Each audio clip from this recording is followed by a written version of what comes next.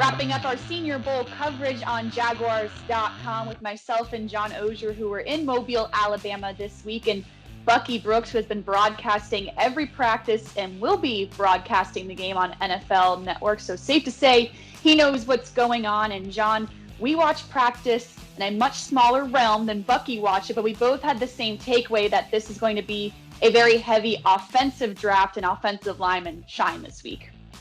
Yeah, it is. And most of my Senior Bowl is spent trying to talk to people about what they're seeing. I try to get a hold of some analysts, not to say that Bucky's not the analyst we all want, but there's other people out there who have Senior Bowl opinions. The takeaway that I got, Bucky, was a little concerning to me, frankly, because offensive line seems to be the real strength of this Senior Bowl and the class, which is great because they might go that direction, the Jaguars. But I didn't like what I was hearing about defensive tackle. I don't think it's a secret that this is not a great defensive tackle class. I'm sure you can still find guys. But to me, that's something the Jaguars are going to need. And I kind of wonder about the draft in terms of that. I didn't know sort of what thoughts you had. No, I think you hit the nail on the head. This is a class that's loaded in the trenches on offense, not on defense. The offensive tackle, the offensive line class, and the offensive tackle class in particular is solid. There are a lot of guys that put in work, help themselves by their performance. But when we really look at the defensive tackle class, not a lot of options. Down at the Senior Bowl, Levi Onwuzurike was a guy that people talked about, and he only went on Tuesday, but he didn't play in the fall. He carried a high grade coming into the year, and you saw flashes, obviously, when he had a chance to go on Tuesday. But outside of that, it was really, it was tough.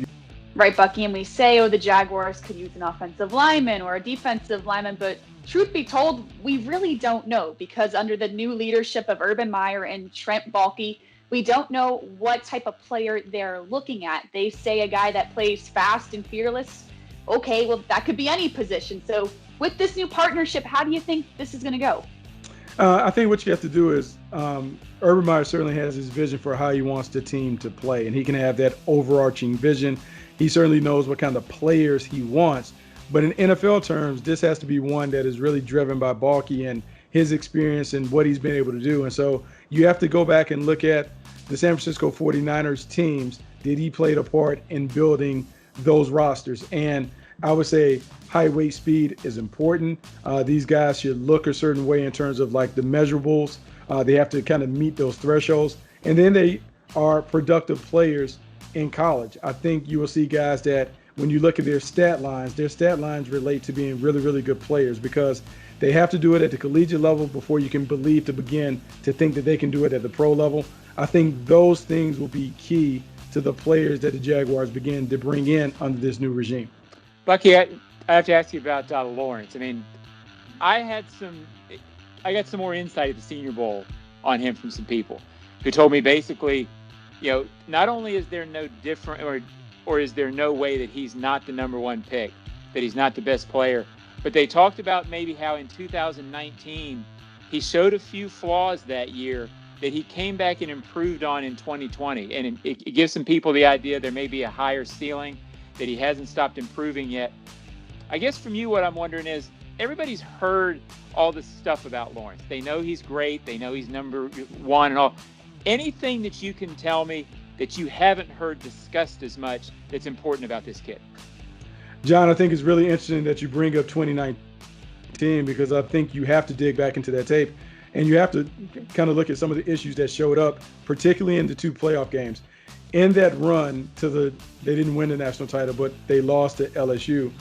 Ohio State and LSU, if you look at those two games, he was right at a 50% completion rate. He turned the ball over, and he looked uncomfortable with the changing coverage that both teams presented to him. Coming back this fall, he looked better. He was more comfortable. They raced through the ACC. And then once again, in the Ohio State game, he was overmatched in terms of, I don't think he had the same kind of talent around him that he had previously. And the game got a little fast. He didn't put his best performance on. And so it's one of those things where you just want to dig into the tape and see, is there something that he's having a tough time figuring out? Is it changing coverage, like after the snap? Is it when people bring a bunch of pressure at him? Those are things that a young quarterback has to work through, but it will be really, really critical that Urban Meyer and Darrell Bevell and those guys are able to put a plan in place to alleviate some of the pressure on him when he comes in.